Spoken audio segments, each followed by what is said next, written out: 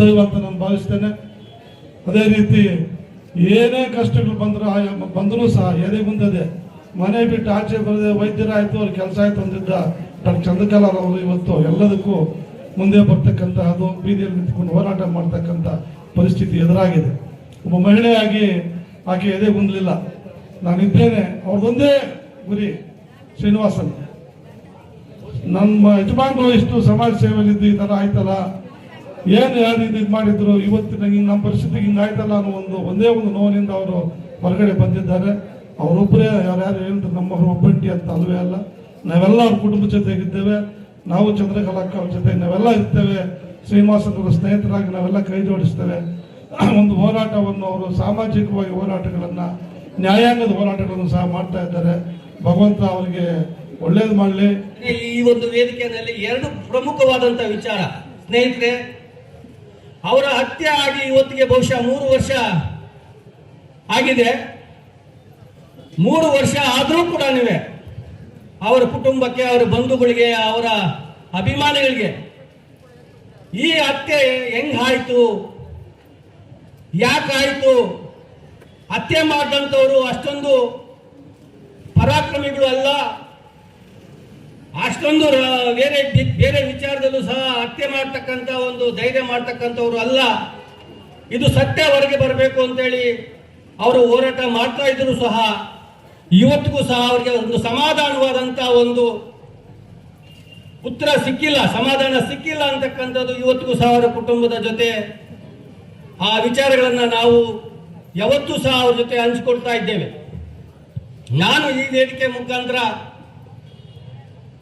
ಈ ರಾಜ್ಯ ಸರ್ಕಾರಕ್ಕೆ ಒತ್ತಾಯ ಮಾಡ್ತಕ್ಕಂಥ ವಿಚಾರ ಏನಂದ್ರೆ, ಇವತ್ತಿನ ಈ ರಾಜ್ಯ ಸರ್ಕಾರದ ಗೃಹ ಸಚಿವರು ಅದೇ ಸಮುದಾಯಕ್ಕೆ ಸೇರಿದಂಥವ್ರು ಪ್ರಿಯಾಂಕ ಖರ್ಗೆ ಅವರು, ಮತ್ತೊಬ್ಬರು ಶ್ರೀನಿವಾಸ್ಗೆ ನನಗೆ ಬಹಳ ಆತ್ಮೀಯರು ಡಾಕ್ಟರ್ ಪರಮೇಶ್ವರ್ ಅವರು, ಇವತ್ತಿನ ಕಂದಾಯ ಸಚಿವರು, ಅವತ್ತು ಕೊಲೆ ಆದಾಗ ಅವರು ಗೃಹ ಸಚಿವರು,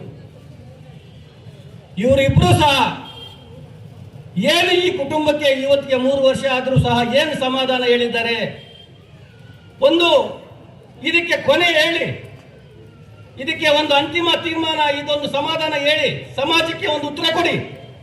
ಇಲ್ಲ, ಇದು ಕೊಲೆ ಆಗಿರ್ತಕ್ಕಂಥದ್ದೇ ಬೇರೆ ಕಾರಣ, ಇದರಲ್ಲಿ ಯಾವುದೇ ರಾಜಕೀಯ ಕೈವಾಡ ಇಲ್ಲ, ಯಾವುದೇ ರಾಜಕೀಯ ವ್ಯಕ್ತಿಗಳ ಕೈವಾಡ ಇಲ್ಲ, ಇದು ಬೇರೆ ವಿಚಾರನೇ ಇದೆ, ಬೇರೆ ಬೇರೆ ವಿಚಾರ ರಾಜಕೀಯವಾಗಿ ಬಿಟ್ಟು ಬೇರೆ ಅವ್ರದೇ ಆದಂತಹ ವಿಚಾರ, ಕೊಲೆ ಮಾಡಿದಂಥವ್ರು ಮತ್ತೆ ಶ್ರೀನಿವಾಸ್ ಅವರ ಮಧ್ಯೆನೇ ಬೇರೆ ವಿಚಾರ ಇದೆ ಅಂತೇಳಿ ಒಂದು ಸಮಾಧಾನ ಹೇಳಿ ಸರ್ಕಾರ.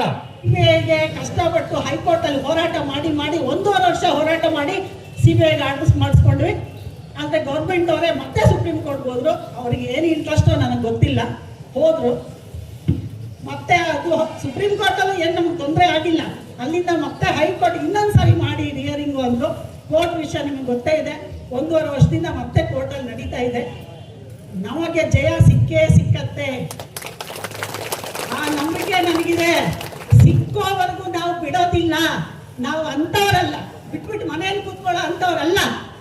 ಅರ್ಥ ಮಾಡ್ಕೊಳ್ಳೋರು ಎಲ್ಲರಿಗೂ ಇದು ಅರ್ಥ ಆಗ್ಬೇಕು.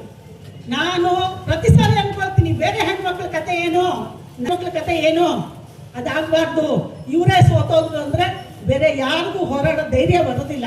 ಅದಕ್ಕೋಸ್ಕರ ನ್ಯಾಯ ಸಿಕ್ಕೋವರೆಗೂ, ತಪ್ಪಿತಸ್ಥರಿಗೆ ಶಿಕ್ಷೆ ಆಗೋವರೆಗೂ ಅದು ಏನೇ ಆಗಲಿ ನಾವು ಬಿಡೋದಿಲ್ಲ. ಸಮಯಕ್ಕೆ ಕಾಯ್ತೀವಿ. ನ್ಯಾಯಕ್ಕೋಸ್ಕರ ನ್ಯಾಯಾಂಗದಲ್ಲಿ ನಮಗೆ ನ್ಯಾಯ ಸಿಕ್ಕುತ್ತೆ ಅಂತಕ್ಕಂಥ ನಂಬಿಕೆ ಇದೆ. ಎಲ್ಲರೂ ಒಂದಿನ ಹೋಗಬೇಕು. ಸ್ವಲ್ಪ ಬೇಗ ಅನ್ಯಾಯವಾಗಿ ಹೋಗಿಸಿದ್ದಾರೆ, ಇರಲಿ, ಅವರ ಹೆಸರು ಶಾಶ್ವತವಾಗಿರುತ್ತೆ. ಅವ್ರ ಹೆಸರಲ್ಲಿ ಎಲ್ಲ ನಡೆಯುತ್ತೆ. ಸೀನಣ್ಣ ಯಾವತ್ತೂ ನಮ್ಮ ಜೊತೆಯಲ್ಲಿ ಜೀವಂತವಾಗಿರ್ತಾರೆ. ಅವ್ರ ಮೇಲೆ ಅಭಿಮಾನ ಇಟ್ಕೊಂಡು ಬಂದು ನಮಗಿಷ್ಟು ನೀವು ಬಂದು ನಮಗೊಂದು ಗೌರವ ತೋರಿಸಿದ್ದೀರಾ. ಅದರಿಂದ ನಮಗೆಲ್ರಿಗೂ ಧನ್ಯವಾದಗಳು.